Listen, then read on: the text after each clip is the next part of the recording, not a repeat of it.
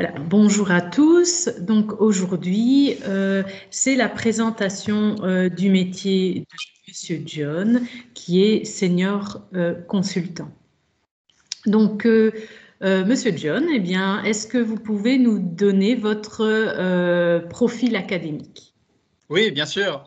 Tout d'abord, merci beaucoup de m'inviter pour cette discussion. Je suis vraiment ravi de rencontrer virtuellement les élèves. J'aurais préféré être sur place, mais bon, pour les raisons qu'on connaît tous, c'est compliqué. Euh, bon, moi, c'est Frédéric. Monsieur John, ça fait vieux quand même. J'ai pas encore 30 ans. Moi, c'est Frédéric et c'est tu. C'est quand même plus sympa. On va faire ça un peu plus à l'aise. Mon parcours académique. J'ai étudié à la faculté Warroquet à Lumons pendant 5 ans, donc de la première bac jusqu'à la deuxième master. Donc j'imagine on fait tous partie de la famille de Lumons, la grande famille de Lumons.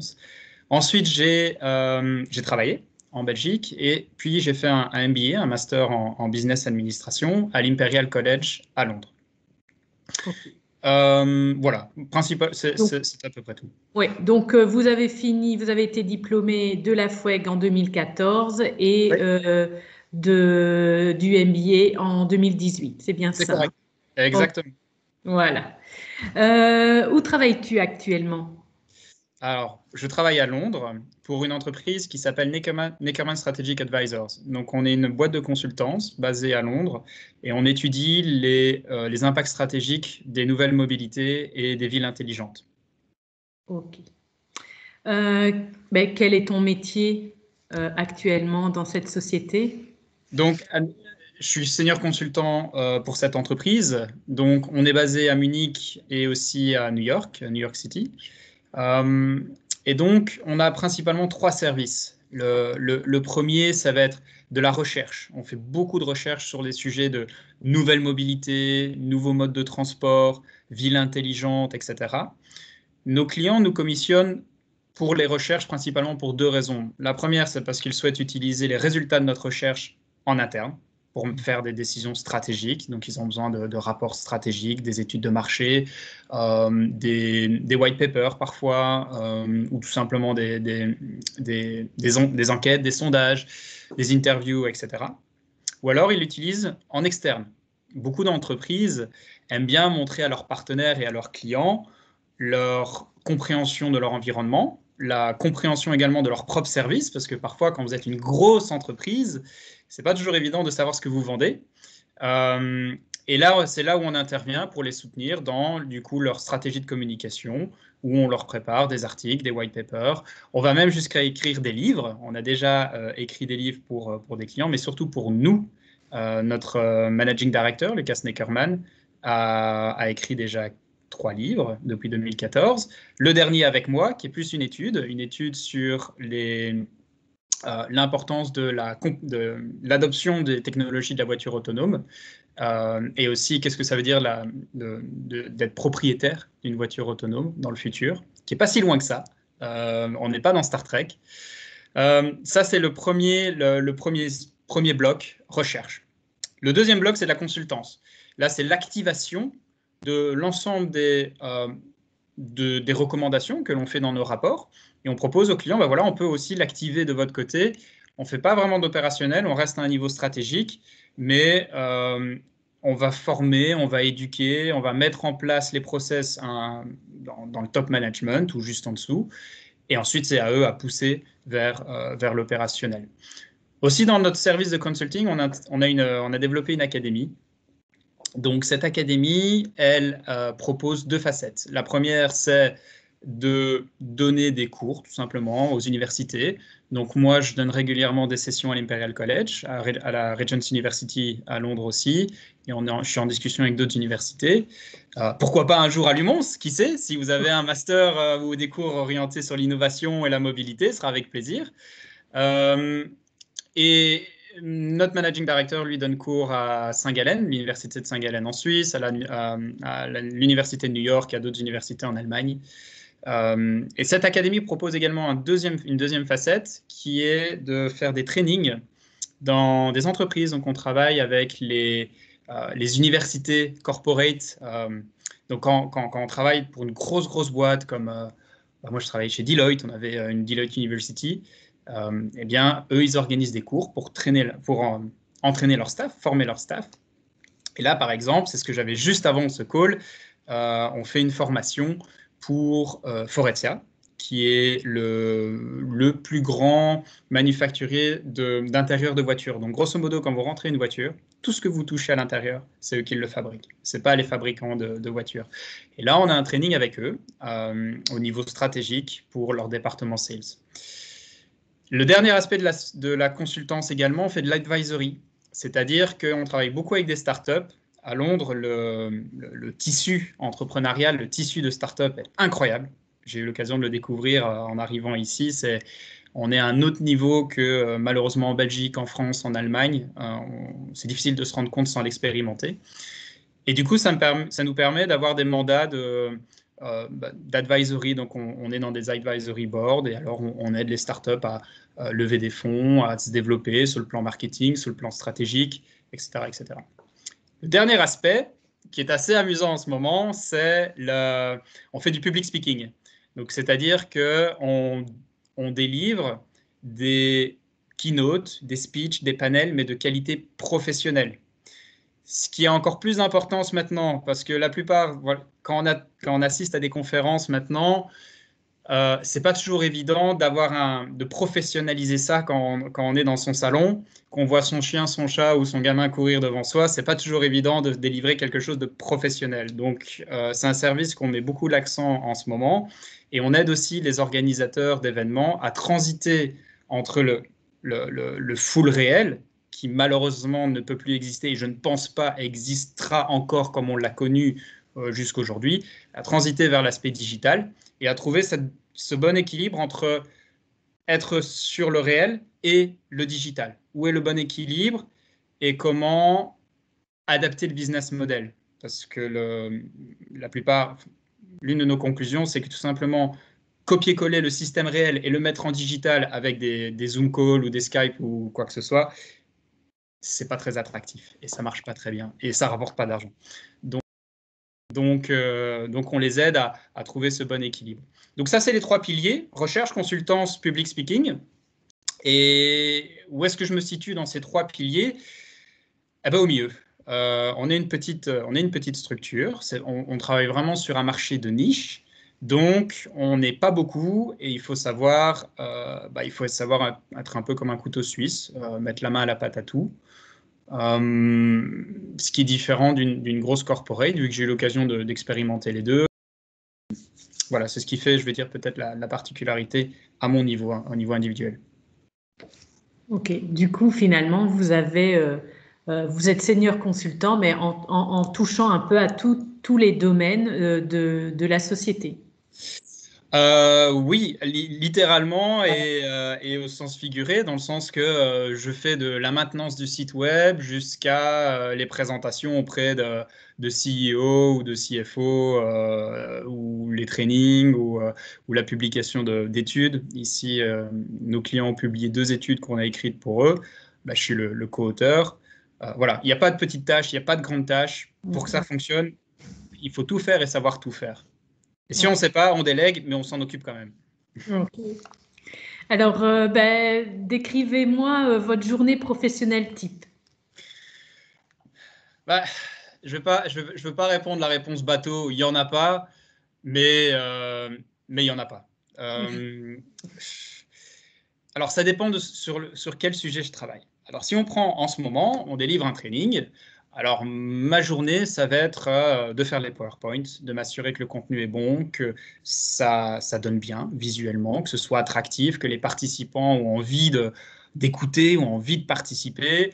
On a également j'ai des collègues avec qui je travaille pour ce training, m'assurer que, comme je suis le project manager de ce training, m'assurer que tout est parfait, qu'il n'y a pas de problème technique, etc., etc.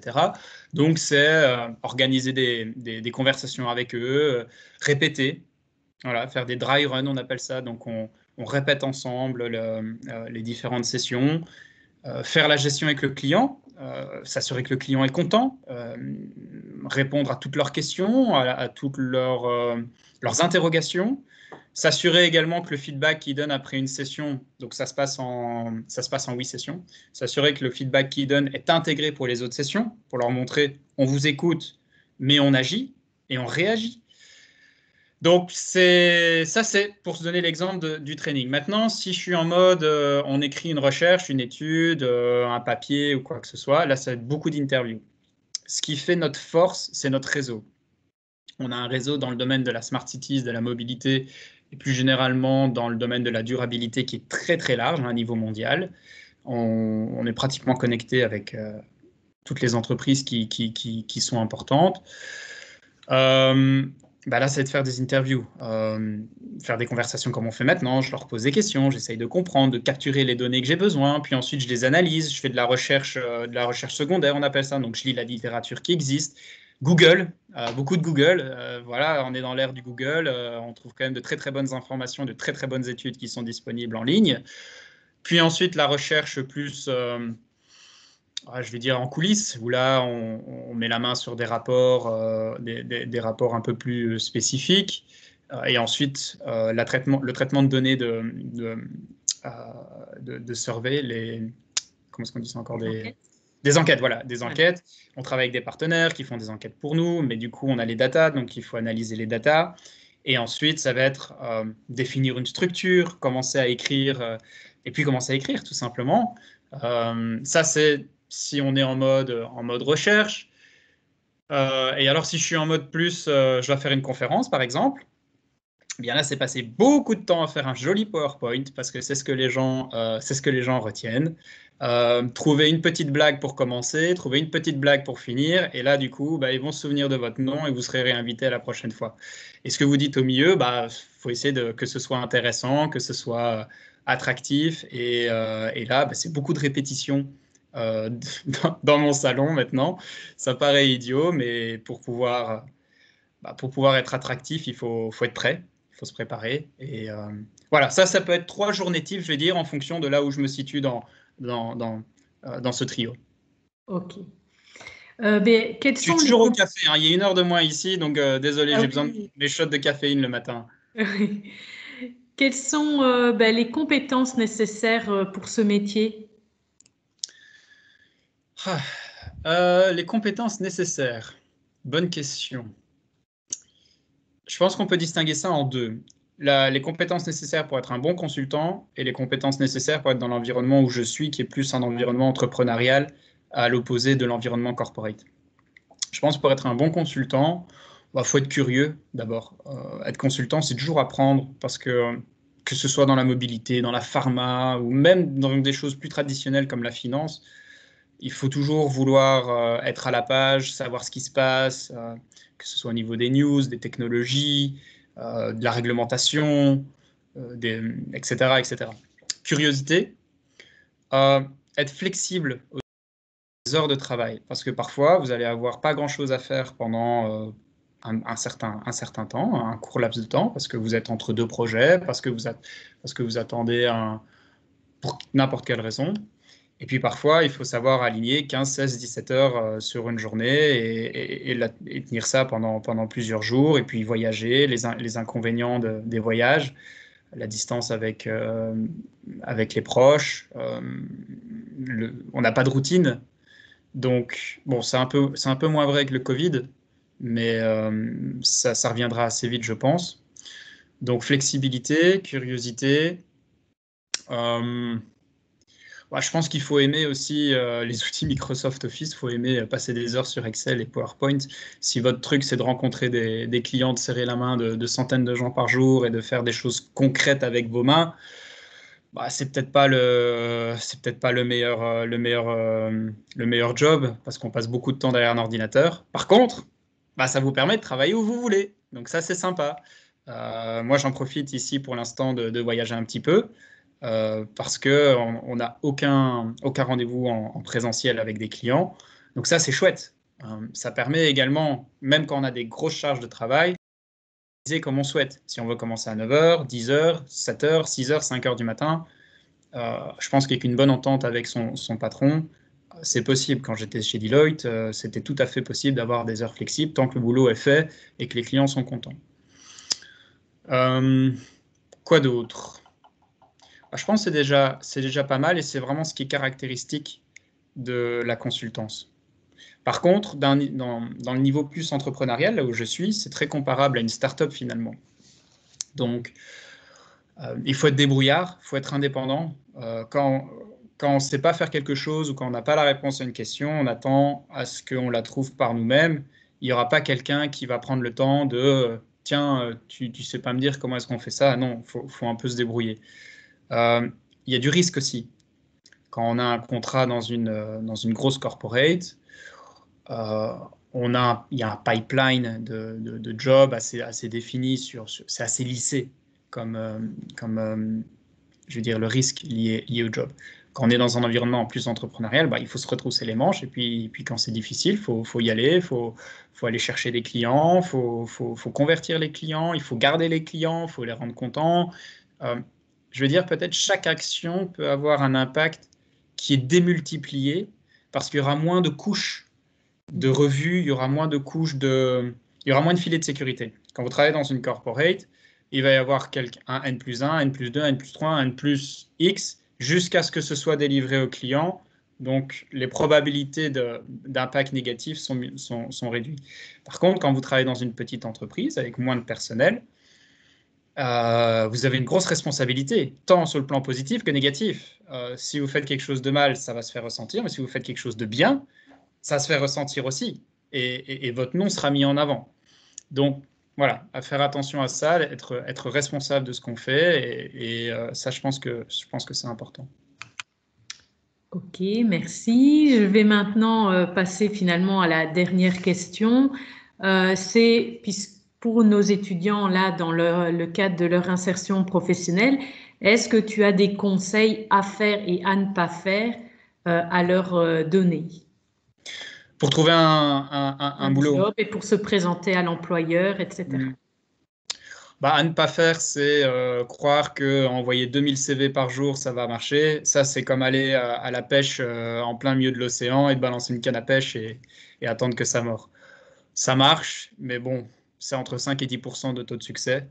C'est ce que les études montrent. Donc, si vous voulez vraiment aller chercher le job que vous voulez, c'est pas comme ça que ça marchera. Donc ça, c'est vraiment, je pense, le truc à ne pas faire. Éviter les approches standardisées, d'aller chercher des recruteurs sur LinkedIn ou sur Internet ou avec des lettres de motivation qui sont copiées-collées, avec encore le nom de l'ancienne entreprise que vous avez postulé juste avant. On rigole, mais ça arrive tout le temps. Et même dans mon métier, il y a plein de gens qui me contactent pour nous démarcher et je m'appelle un jour Philippe, Georges, Édouard, enfin mais ça arrive même aux meilleurs, ça m'est arrivé aussi, donc faut faire attention à ça, parce que ça c'est rédhibitoire. Par contre, les choses à faire, bon, ce serait un peu prétentieux de donner des conseils ici parce que je suis encore jeune, mais je peux donner les conseils que j'ai reçus pendant mon MBA, qui est très très très orienté sur l'avancement professionnel. Le network, le réseau, ça c'est super important. C'est peut-être le plus important, développer un réseau. Concrètement, qu'est-ce que ça veut dire? Imaginons que vous voulez travailler je sais pas moi, dans la biotech. Voilà, c'est super à la mode avec les vaccins et tout ça. Essayez de connecter avec des gens qui travaillent dans ce secteur-là. Et là, il peut y avoir plusieurs aspects. Soit de connecter avec des gens qui font le job que vous souhaitez, pour savoir c'est quoi le job. Comment est-ce qu'ils ont fait pour y arriver, etc. Essayer de connecter avec des gens plus haut placés pour là essayer d'obtenir du coup peut-être une interview ou obtenir les clés de qu'est-ce qu'ils recherchent exactement, où est-ce qu'il y a des jobs. La plupart des jobs sont pas sur le marché. La plupart des jobs sont juste en réserve et ça passe de bouche à oreille. Bien souvent, on me contacte sur LinkedIn et on me dit tiens, telle boîte va ouvrir tel bureau là ou tel service là, si tu connais des gens, envoie-nous un CV, on envoie les job descriptions dans 2-3 semaines sur LinkedIn, mais on regarde déjà. Ça passe par le réseau. Donc connecter avec les gens. Comment est-ce qu'on peut connecter avec des gens? Il y a plusieurs façons. LinkedIn est très très très très très puissant et je conseillerais vraiment pendant la période de recherche de prendre pourquoi pas l'abonnement premium. Ça coûte 20-25 € par mois, mais je pense que c'est le meilleur investissement que vous pouvez faire pendant le mois, 2 mois ou 3 mois de recherche de job, parce que ça permet d'envoyer des messages en direct, ça permet de voir qui voit votre profil, ça permet vraiment de puis montrer une certaine forme d'engagement aussi en ligne du fait que vous êtes premium, etc. Après, bon, vous pouvez le supprimer, mais LinkedIn, ça marche très très bien. Ce qui marche très bien aussi, c'est d'essayer de trouver les adresses email des gens que vous souhaitez être en contact et envoyer un mail, mais un mail personnalisé. Qu'est-ce que ça veut dire personnalisé? C'est prendre le temps de regarder qui est cette personne. Est-ce qu'ils ont écrit des articles? Qu'est-ce qu'ils postent sur Twitter? Qu'est-ce qu'ils postent sur LinkedIn? Quels sont leurs centres d'intérêt? Est-ce qu'il y a des choses qui sont en ligne avec ce que vous connaissez ou ce que vous aimez? Des choses bêtes, mais dire bonjour, bonjour Monsieur Philippe, j'ai lu votre article, c'était vraiment super, j'ai appris plein de choses. Est-ce qu'on peut discuter? J'ai fait beaucoup ça pendant mon MBA. Honnêtement, le taux de retour est énorme. Je veux dire, peut-être 90% des gens m'ont répondu et dans les 90%, peut-être 80% favorablement. Ah oui, pas de souci. Les coffee chats à Londres, alors là, les coffee chats, ça c'est le truc qui est super à la mode. Donc, on va boire un café ensemble et on discute. C'est un peu moins courant en Belgique, mais je pense que ça va commencer à venir parce que les mentalités aussi évoluent, un petit peu plus jeunes, donc n'hésitez pas à proposer. On va boire un café.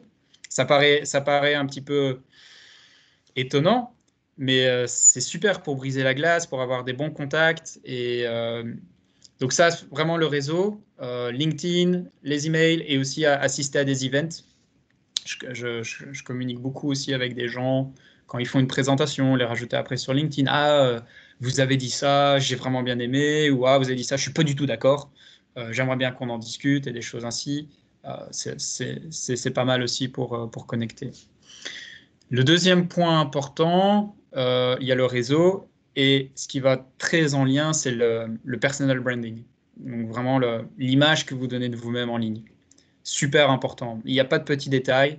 Ça prend un temps fou. C'est beaucoup d'investissement. Ça coûte rien, mais c'est beaucoup d'investissement en temps. Je pense que quand on est étudiant, on a beaucoup de temps et c'est bien de le mettre à profit pour ce genre d'effort.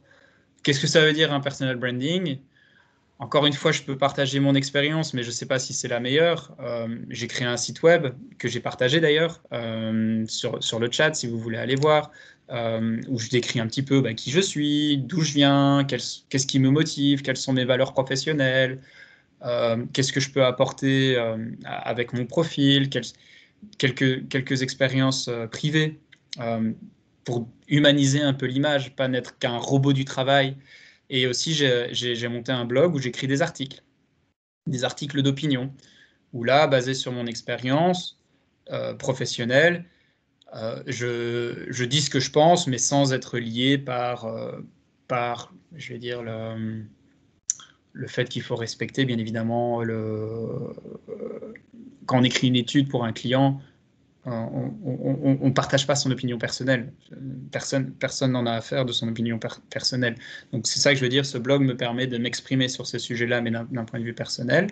Et je partage des articles, etc. Je suis très actif sur LinkedIn. Je like, je commente. Et ça met du temps, mais ça prend tout doucement.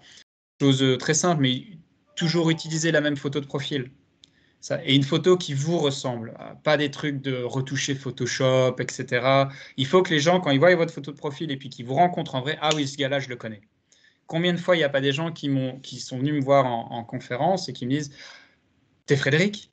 Je fais ouais. Ah ouais, j'ai lu tes articles, je t'ai vu sur LinkedIn. Donc, il faut croire que ma photo de profil me ressemble. Tant mieux. Mais c'est des petits détails. Mais être consistant sur les valeurs qu'on exprime, sur les idées qu'on partage, consistant sur l'image, la photo, etc., c'est important. Par exemple, à toutes les conférences, à tous mes calls, je porte une chemise blanche parce que ça reflète la consultance. Je ne vais pas être en t-shirt, genre en mode start-up. Je ne vais pas être en costume cravate à la banquier. Non, c'est toujours une chemise blanche. C'est des petits détails. Mais quand on cumule tous ces petits détails, ça fait la différence, je pense. Merci. Merci pour tous ces conseils. J'espère que c'est utile. Après, ça a marché pour moi, ça ne marchera peut-être pas pour les autres. Tout conseil est utile, de toute façon. De toute façon. Ouais, je pense. Ce que je propose, c'est maintenant, celui qui veut poser une question, peut-être lève la main ou l'écrit dans le fil de conversation de la réunion. Allez-y, n'hésitez pas. Il n'y a pas de questions dérangeantes, hein, vous pouvez y aller. Est-ce qu'il y a des gens qui sont intéressés par la mobilité? Okay. Je ne sais pas. Ici, on a Emerance qui souhaite poser une question. Je vais peut-être, Emerance, tu peux prendre la parole.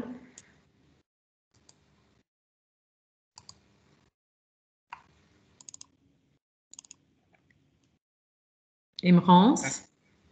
Voilà, pardon, je me rends compte que j'avais laissé mon micro en off.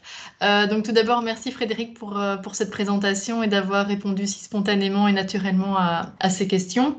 Avant de passer à la question même de la mobilité, je voudrais savoir, donc tu as évoqué le network et l'image, donc le personal branding qu'on offre. Concrètement, est-ce que avant ton MBA, c'est quelque chose, enfin, c'était un point auquel tu portais vraiment beaucoup d'attention, ou bien est-ce que justement cette année en Angleterre t'a permis vraiment voilà, de peaufiner ton profil et de prendre conscience réellement de l'importance de ce profil, et aussi concrètement, combien de temps y consacres-tu, on va dire, en moyenne chaque semaine? Alors, ou chaque jour, c'est comme tu veux. La première partie de la question, absolument pas. Alors là, vraiment pas. Et c'est en Angleterre, tout particulièrement à travers le MBA que je l'ai découvert. Donc, si je peux vraiment partager quelques petits bits de cette expérience, je pense que ça a ouvert les yeux sur beaucoup de choses. Mais c'est normal parce qu'on le fait avec un peu d'expérience professionnelle. Donc, on est déjà passé à travers des succès, mais surtout aussi beaucoup d'échecs. Donc, on a un peu de recul. Ça c'est vraiment pendant cette période-là où on nous a appris un peu, le mot est un peu fort, mais un peu un lavage de cerveau sur votre carrière, personal branding, network, etc. Mais ça marche, force est de constater que ça marche. Quand je vois les gens qui font un MBA qui n'y prêtent pas attention, ils ont en général des résultats post-MBA peut-être un peu en dessous de ce qu'ils espéraient. Donc, ouais. La deuxième partie de la question, c'est combien de temps j'y passe? Bah, beaucoup. Beaucoup maintenant en termes d'heures. Bah, c'est difficile et c'est un peu biaisé parce que ici, par exemple, je suis en train d'écrire un livre sur la durabilité et la mobilité qui fait partie de mon plan stratégique de personal branding. Mais là, je pense que c'est l'extrême. Là, je rentre dans l'extrême et du coup, bien sûr, j'ai pas beaucoup de week-ends et pas beaucoup de soirées et c'est très chronophage. Mais mon objectif premier pour l'écriture de ce livre, deux objectifs, c'est pour ma réputation personnelle et puis pour structurer mes idées aussi. C'est un fantastique exercice pour structurer les idées.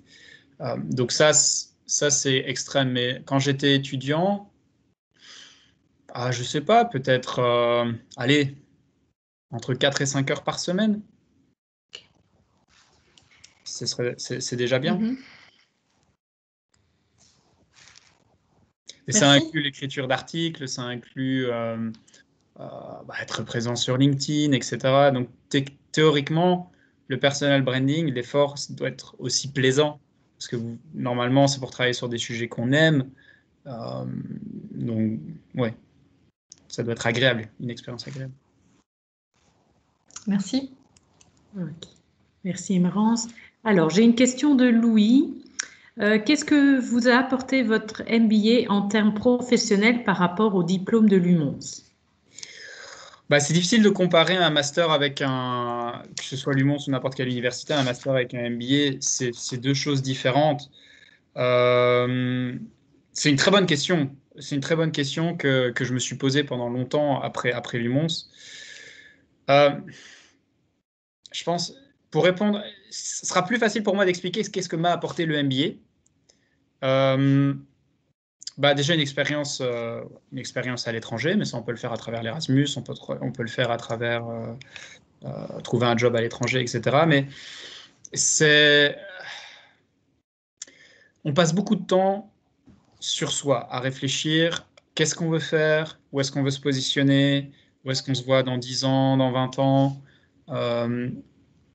C'est pas encore tant d'un point de vue technique sur la finance, la compta, le marketing, etc. Oui, il y a des cours là-dessus. Bien sûr, il y a des cours d'économie, il y a des cours de top niveau.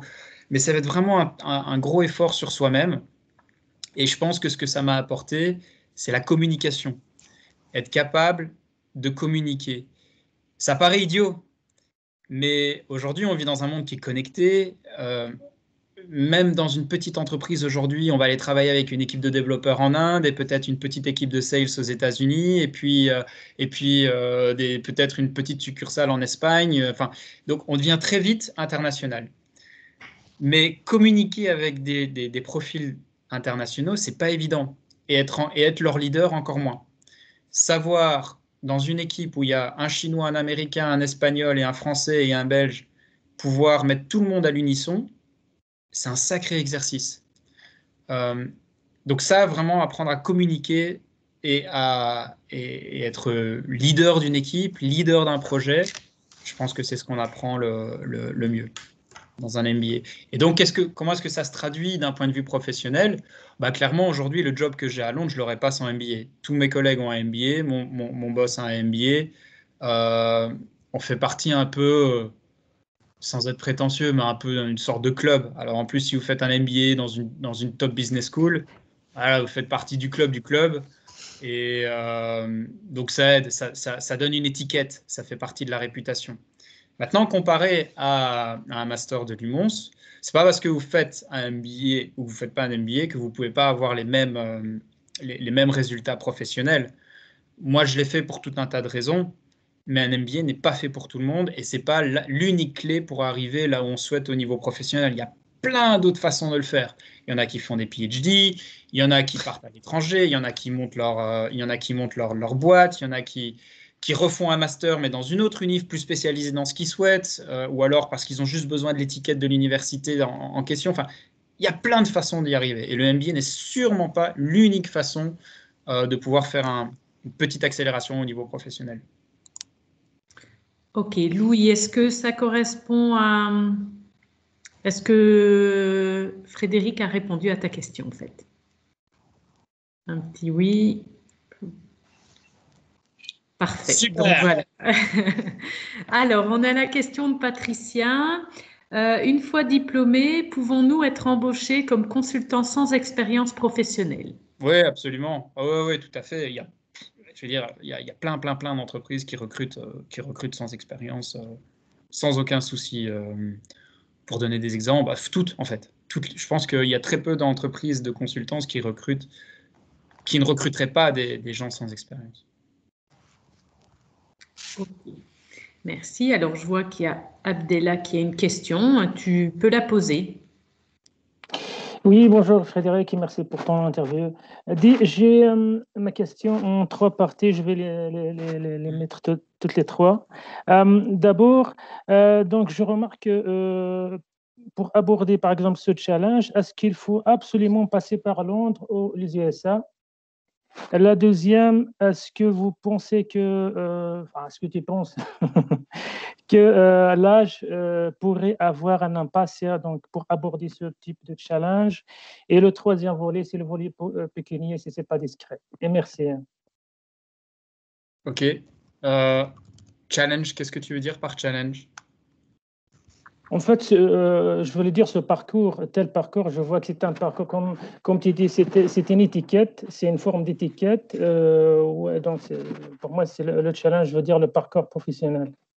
Ouais, ok. Bah, merci pour la question. Très clair. Alors, donc, le challenge, allez, admettons qu'on prend ma carrière comme exemple, sans avoir la prétention de dire que c'est un exemple, mais je ne peux pas parler pour d'autres. UK ou US? Au moins une expérience internationale, oui. Ça, c'est sûr. J'ai essayé de postuler de Belgique avant de faire un MBA. Donc, pour remettre en contexte, j'ai toujours voulu aller travailler à Londres, avoir une expérience professionnelle à Londres. Donc, j'avais essayé de postuler avant de faire un MBA. Ça n'a pas marché. C'est très, très, très, très, très compliqué, du moins avant le Covid, de pouvoir trouver un job sans avoir une solide expérience professionnelle à l'étranger. C'est compliqué. Par contre, une fois que vous avez cette première expérience un peu exotique, bah là, idem, voilà, ça vous labelle dans votre CV, machin, ça veut dire que vous parlez anglais, ça veut dire que vous savez prendre l'avion et trouver un appart et vous aménager, vous sentir bien à gauche, à droite, être loin de papa et maman, couper les liens amicaux, etc. Donc, c'est pas tant le pays en question, mais c'est plus que ça démontre une certaine indépendance, autonomie, un certain état d'esprit. Donc, pas forcément UK-US, mais sûrement une expérience étrangère, oui. L'âge, oui. Il faut se bouger. Quand l'âge avance, on a plus d'expérience, mais on a peut-être moins de flexibilité. J'imagine qu'il y a des enfants, il y a des ci, il y a des ça qui arrivent dans l'équation. Donc oui, l'âge est un facteur, ça c'est sûr. Probablement, je ne referais pas un MBA si j'avais 35 ans et 2 enfants. Ce serait peut-être compliqué. Quoique, il y avait des collègues à moi qui avaient des enfants, qui avaient aussi 35 ans, etc. Mais mon Dieu, qu'est-ce qu'ils ont souffert pendant cette année-là. C'était assez rigolo quand même. Enfin, c'est des yeux parfois un peu comme ça. Argent. Je ne sais pas trop quoi répondre, quelle est la question à ce niveau-là, mais si la question est est-ce qu'un MBA a un impact sur le salaire? Oui, et heureusement, ça coûte cher. Maintenant, les gens qui pensent qu'on va faire un MBA et on va avoir un salaire de 300 000 par an, non, du moins pas tout de suite. Et il y en a qui commencent un MBA en se disant, ça y est, je vais être riche comme Crésus à la fin du MBA, je fais un MBA à l'Impérial ou à Oxford ou n'importe. Non, bien sûr que non. Au début, le step n'est pas... Ça dépend pour qui, encore une fois, mais il faut se mettre dans l'esprit que le step n'est peut-être pas aussi élevé que ce qu'on espère. Par contre, la progression future va être beaucoup plus pentue. Ça c'est clair et net. Et accéder à des jobs, quand vous allez postuler plus tard, quand un recruteur aura un MBA ou pas un MBA, il va prendre le MBA. Ça, c'est dans les 9,9 cas sur 10. Ça, c'est sûr. J'espère que ça a répondu à la question. Oui, parfait, merci beaucoup. Super. Ok. Est-ce qu'un ou une autre étudiante a une question pour Frédéric? N'hésitez pas, oralement ou dans la conversation de la réunion. Il est là, donc autant lui poser la question maintenant.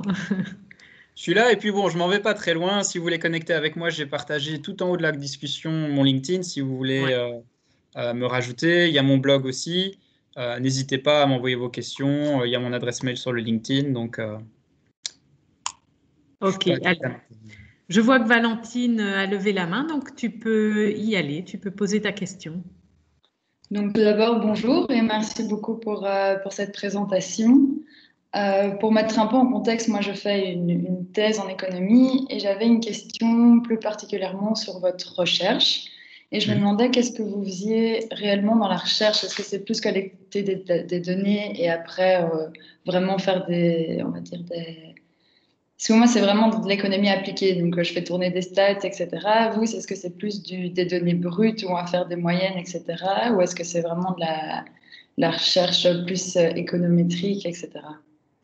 Merci pour la question. Merci pour la question, Valentine. C'est pas de la recherche. On fait pas tourner des datas. On fait plus de la recherche en termes de business model, en termes de marketing. Je vais donner 2 exemples. On a fait une recherche pour DHL il y a pas si longtemps que ça. Le papier a été publié en novembre.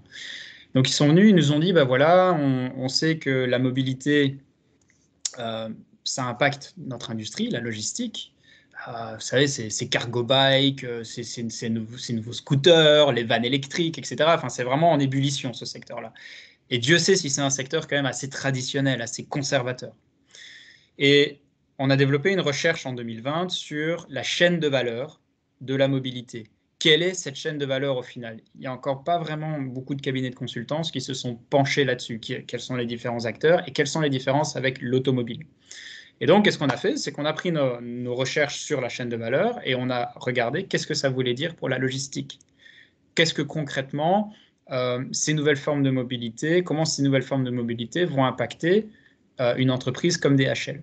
Donc, on a fait pas mal d'interviews avec des experts, parfois de la logistique, parfois pas de la logistique, et on traite ces données, on traite ces informations pour leur écrire un white paper en disant, ben voilà, voici les nouvelles tendances, voici comment on pense que ça va impacter votre secteur de la logistique, bien évidemment supporté avec des données, des data, mais pas tant que ça. C'est pas vraiment uniquement data. C'est un mix entre du qualitatif, du quantitatif, et alors pas mal de prévisions, mais des prévisions à court terme. On ne regarde pas qu'est-ce que ça veut dire dans 10 ans, mais par exemple, comment est-ce que les nouvelles normes de limitation des émissions de CO des véhicules vont impacter une flotte logistique comme DHL. Il va falloir transiter sur des vannes électriques, il va falloir penser à des cargo bikes, etc., etc. Donc ça, c'est un exemple. Un deuxième exemple, Arval, de la BNP Paribas, donc c'est la branche de mobilité de la BNP Paribas, nous a demandé de faire une étude sur où est-ce qu'on en est aujourd'hui sur les interfaces entre humains et machines dans les voitures et qu'est-ce qu'on peut s'attendre dans les années à venir. Donc là, on a fait des interviews sur où est-ce qu'on en est aujourd'hui. Force est de constater, on s'éloigne un peu du bouton et de la manivelle pour être sur de l'écran tactile. Bon là, il n'y a rien de nouveau, on n'a pas inventé l'eau froide.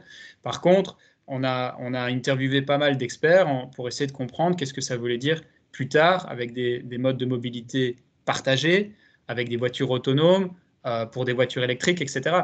Et on en est arrivé avec des conclusions sur, par exemple, quand on prend une voiture partagée, il y a des nouvelles formes d'interfaces qui vont voir le jour. Où est-ce qu'on en est aujourd'hui? Qu'est-ce que ça veut dire d'un point de vue flotte pour un gestionnaire de mobilité comme Arval, etc., etc.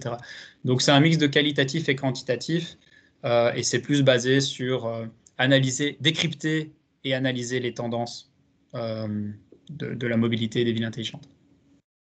Ok, super. Merci beaucoup pour votre réponse. Super, j'espère que ça répond à la question en tout cas. Oui, tout à fait. Alors, Louis, tu peux poser ta question. Oui, merci, bonjour. En fait, je me posais la question, est-ce que c'est facile, du moins, est-ce que c'est possible de trouver un stage à la sortie du bachelier, donc de Mons, ici je suis en bac 3, dans le secteur dans lequel vous travaillez et dans un pays anglophone, en tout cas Irlande ou UK? Ah oui, absolument. Ouais, c'est tout à fait possible. Je pense que la seule chose dont les pays anglophones sont un peu où il faut leur montrer patte blanche, c'est sur la maîtrise de l'anglais. Ils savent que les pays francophones, on n'est pas forcément les best in class. Donc, si tu as un test style TOEFL ou IELTS, ça peut aider dans la candidature. Mais oui, il y a plein d'offres de stage. Ouais.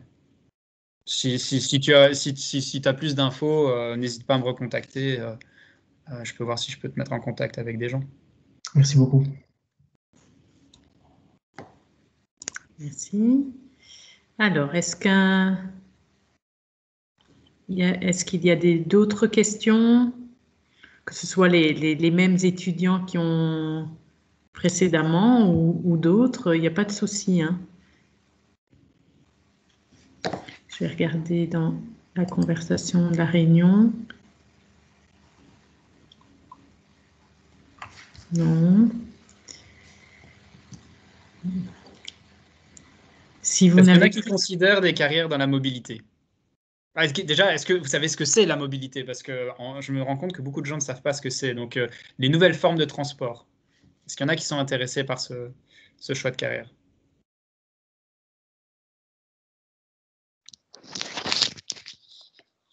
Oui, Patricia? Oui, je voudrais savoir si vous pouvez déjà expliquer, s'il vous plaît. Oui, ben là, voilà, merci de le faire souligner. C'est parfois difficile de définir ce que c'est la mobilité, mais la façon dont nous on le voit, notre focus est sur la mobilité urbaine. Donc on regarde à toutes ces nouvelles formes de transport, et il y a plusieurs tendances. Il y a l'électrification, il voiture électrique, scooter électrique, vélo électrique, etc. Il y a l'autonomie, donc voiture autonome, shuttle, petit pods aussi qui vadrouille tout seul pour vous délivrer vos courses de chez Deleuze. Il y a l'économie de partage, donc partager une voiture en location ou juste pour un trajet, avec des collègues, avec des inconnus. Ça, ce sont vraiment des grandes tendances qui définissent ce qu'est la mobilité d'aujourd'hui et demain, à l'opposé de la voiture, de l'automobile, où là, on fabrique une voiture et on la vend ou on la loue à des privés. Donc, ça inclut toutes les applications comme Uber, comme Lyft, ça inclut la micromobilité, on appelle ça, donc les partages de vélos, de scooters, les partages de les trottinettes, les scooters, etc. Ça va inclure bientôt les voitures autonomes, etc.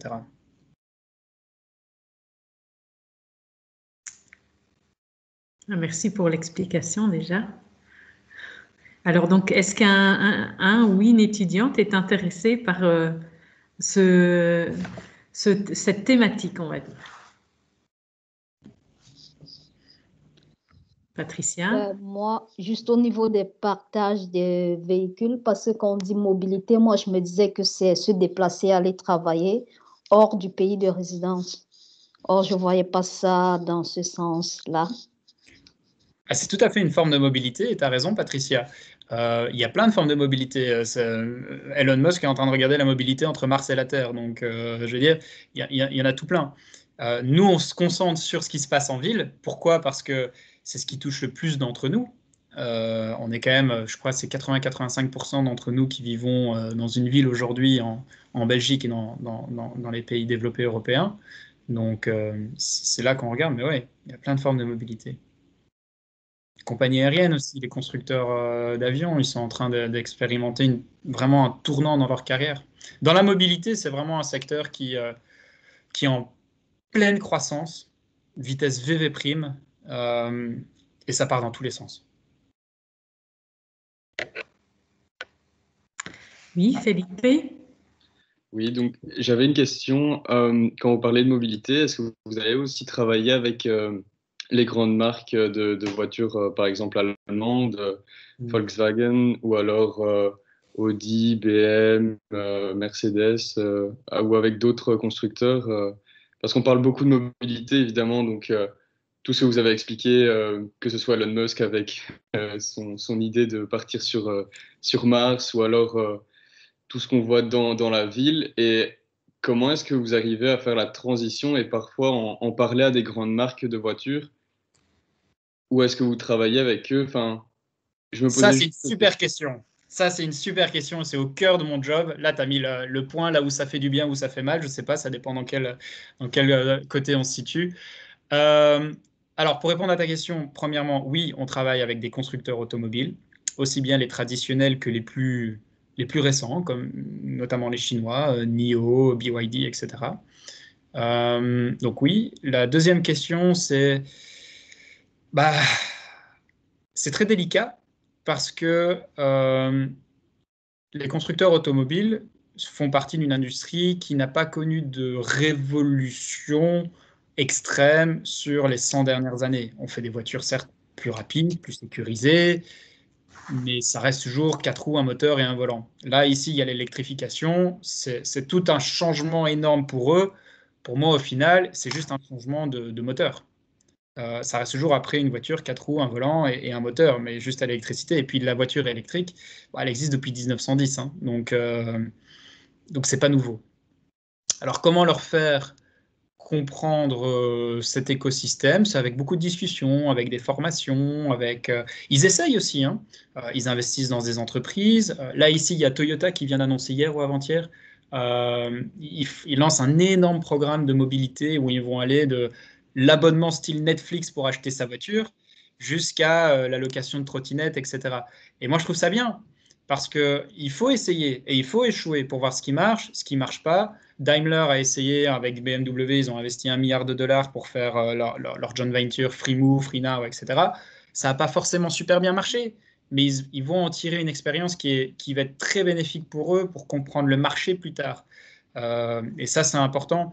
Donc, je pense qu'ils sont au courant qu'il y a un changement qui s'opère dans leur milieu.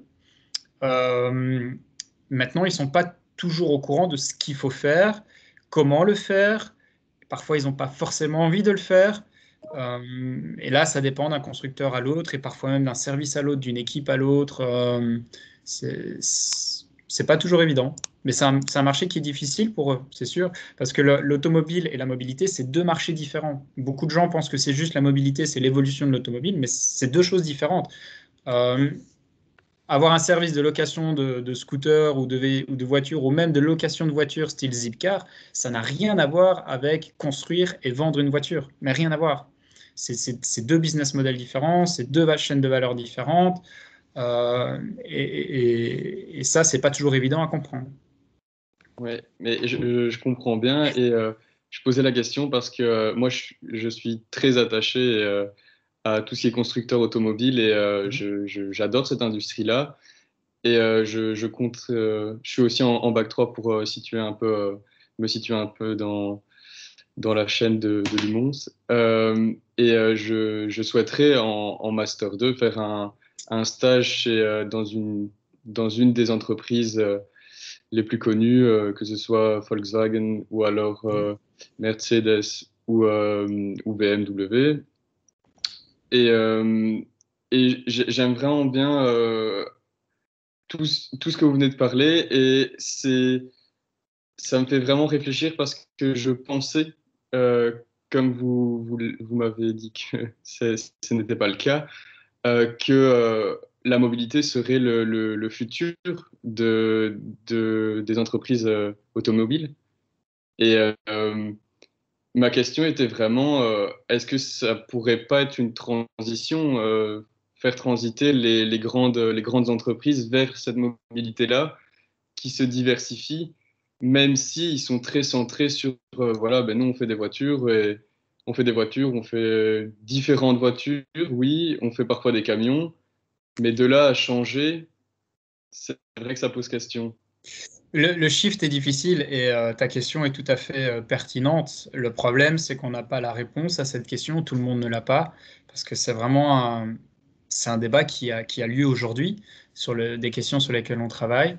Euh, Est-ce que la mobilité est le futur des constructeurs automobiles? Oui, mais j'espère pas pour tous, parce que tout le monde ne sait pas louer une trottinette en plein milieu de la campagne. Enfin, faudra toujours des voitures pour une certaine catégorie de personnes, les gens qui roulent beaucoup, les gens qui vivent en dehors des villes, les gens.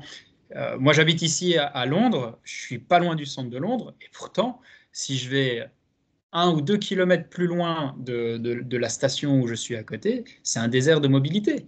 Il y a très peu de bus, il y a il n'y a pas de métro, il n'y a pas de train, il n'y a pas de système de location de voiture, de vélo, quoi que ce soit. Donc, si on n'a pas sa voiture ou un vélo, mais bon, on ne sait pas toujours aller faire ses courses en vélo, ben voilà. Donc, oui, la mobilité est le futur pour les constructeurs automobiles pour certains, dans une certaine limite, mais leur job, c'est avant tout de construire des voitures. Par contre, là où c'est un petit peu plus incertain, c'est le futur de la mobilité, le futur de la voiture, ça va être plus des véhicules. Avant, une voiture, c'était une pièce d'ingénierie, moteur, châssis, design, carrosserie. Aujourd'hui, on va plus vers de la technologie, vers des batteries, et un moteur électrique avec une batterie, ça ressemble plus à ce qu'il y a dans un smartphone que ce qu'il y a dans une bagnole. Du coup, ça ouvre la porte pour d'autres entreprises qui se disent, bah, moi, je sais peut-être le faire aussi. Soit des fournisseurs de voitures automobiles, comme par exemple Bosch a dit, bah, nous, du jour au lendemain, nous, on est prêt à faire une voiture autonome tout seul. On n'a pas besoin de Mercedes, on n'a pas besoin de BMW, on peut le faire tout seul. Mais il y en a d'autres. Toutes les grandes entreprises de technologie aujourd'hui investissent dans, je vais appeler la mobilité, mais dans l'aspect manufacturier de la mobilité. Ils ont tous aujourd'hui leur branche autonome pour construire eux-mêmes leur voiture autonome. Ils ont pratiquement tous aujourd'hui un pied dans l'opération de la mobilité, donc voiture partagée, trajet partagé, etc. Donc eux, ils arrivent aussi. Moi, je pense également qu'un des des menaces potentielles, ça va être, vous connaissez sûrement Foxconn, qui fournit Apple. Apple, c'est pas eux qui construisent leurs smartphones, hein, c'est une entreprise en Chine et eux, ils font juste que les revendre. Enfin, juste, ils développent les modèles, ils les revendent, etc. Mais ces ODM, comme on appelle ça, pourraient très bien un jour se dire, mais attends une minute, moi je fais des TV, je fais des smartphones, je fais des trucs, des pièces de technologie super avancées. Pourquoi pas un jour une voiture ou une partie de la voiture et se mettre en collaboration avec d'autres pour faire des voitures. Il y a déjà un début de ça entre Fiat Chrysler et Foxconn qui sont en train d'explorer un partenariat pour faire des voitures électriques et autonomes. Ça veut dire quelque chose. Ils sont en train de... Et là, honnêtement, dans ce partenariat, je ne sais pas qui a besoin le plus de l'autre. Si c'est Foxconn qui a besoin de Fiat ou c'est Fiat qui a besoin de Foxconn. Ça peut être vrai. Il faut regarder aussi ce qui se passe en Chine. En Europe, on a très peu de visibilité sur les constructeurs asiatiques. Mais Dieu sait s'ils sont forts, s'ils sont puissants. Aujourd'hui, NIO vaut à peu près 50 milliards de dollars en market cap. C'est pratiquement autant que Daimler. Je ne sais pas si on se rend compte. Et ils vendent 30 000 voitures par an. Aujourd'hui, Tesla vaut 500 milliards. Que ce soit surévalué ou pas surévalué, là n'est pas la question. Mais ils vendent 360 000 voitures par an. Ils valent 500 milliards. Toyota vend 10 millions de voitures par an. Ils ne valent même pas la moitié. Donc, je pense qu'il y a quand même quelques indicateurs qui montrent que même dans la production de voitures classiques, il y a un shift. Est-ce que la course est toujours au volume exponentiel? Je ne pense pas, parce qu'il y a des constructeurs qui montrent qu'ils arrivent à très bien tirer leur épingle du jeu en vendant peu de voitures, mais avec plus de valeur ajoutée. Puis il y a la question de la voiture partagée, qui va probablement diminuer la propriété de la voiture dans les pays développés, etc. Donc il y a plein de questions qui jouent et qui font que les constructeurs y réfléchissent, c'est sûr. Ils sont en train de se demander où est-ce que je me positionne dans l'industrie automobile, mais aussi dans l'industrie de la mobilité. Où est ma place? Et donc, selon vous, ce serait plutôt une mauvaise idée d'après ces études, par exemple, vouloir commencer un job chez BM ou chez Mercedes pour aller dans cette section-là je trouve que ce serait une excellente idée parce que ces constructeurs vont rester et ils ont besoin de talent, ils ont besoin de personnes avec des idées pour leur futur. Au contraire, non. Et on a encore besoin de ces entreprises-là. C'est juste qu'elles sont dans une période de turbulence, elles ne savent pas trop où aller. Dans la chaîne de valeur, elles tâtent un peu tout. Elles essayent un peu de production d'hardware, software, production de voitures, opération. Ils essayent un petit peu différentes formules. À un moment donné, ils vont trouver la formule gagnante et on aura besoin donc de talent pour pouvoir les faire continuer d'évoluer. Ok. Donc à terme, vous pensez que les grandes entreprises qu'on connaît maintenant, comme j'ai dit, les grandes marques allemandes, mais que ce soit aussi chinoises ou japonaises ou américaines, elles changeraient complètement de point de vue et donc tout ce qui est moteur thermique n'existerait plus selon vous donc. Là, je pense qu'il y a plusieurs aspects dans la question. Les moteurs thermiques, oui, c'est sûr que ça va tendance à disparaître, mais pour nos pays, il ne faut pas oublier qu'il n'y a pas que l'Europe dans le monde. Il y a l'Amérique du Sud, il y a l'Asie, il y a l'Afrique, et on ne sait pas mettre des voitures électriques partout. Donc, il faut encore des voitures thermiques, mais peut-être moins polluantes. Ça, c'est une partie de la question. La deuxième partie, c'est, je pense qu'il va y avoir une consolidation massive dans le domaine de l'automobile. Aujourd'hui, il y a beaucoup trop de modèles, il y a beaucoup trop de marques différentes, il y a beaucoup trop de... ils vont se regrouper d'une façon ou d'une autre à travers des joint ventures, à travers des M&A, mais il va y avoir une consolidation massive. Il va y avoir une montée en puissance des constructeurs chinois, pas tous, mais quelques-uns. Je suis quasiment certain que les premiers qui vont taper la barre du triomphe en market cap, ça va être les Chinois. Ça va être les Chinois et peut-être Tesla, mais parce qu'eux, ils avancent leurs pions d'une manière assez intelligente. Et ils ne diluent pas leurs ressources dans des choses qui n'ont pas d'avenir, à savoir des SUV au pétrole. Je caricaturise, mais aujourd'hui, un NIO, par exemple, se concentre sur que de la voiture électrique et autonome, et c'est ça le futur. C'est ça le futur, du moins sur les marchés où il y a de la valeur ajoutée. Donc je pense que oui, le paysage de l'automobile va fortement changer, pas pour autant que ces entreprises vont vraiment disparaître, et encore moins que ce soit irrelevant de rentrer. Non, je pense au contraire, ça vaut vraiment la peine. Ce sera très excitant de travailler chez eux, comme ce sera excitant de travailler avec des nouveaux constructeurs ou des opérateurs de mobilité. C'est un peu un choix de carrière après aussi. Hein. Ouais, ok. Un grand merci pour vos réponses. Voilà.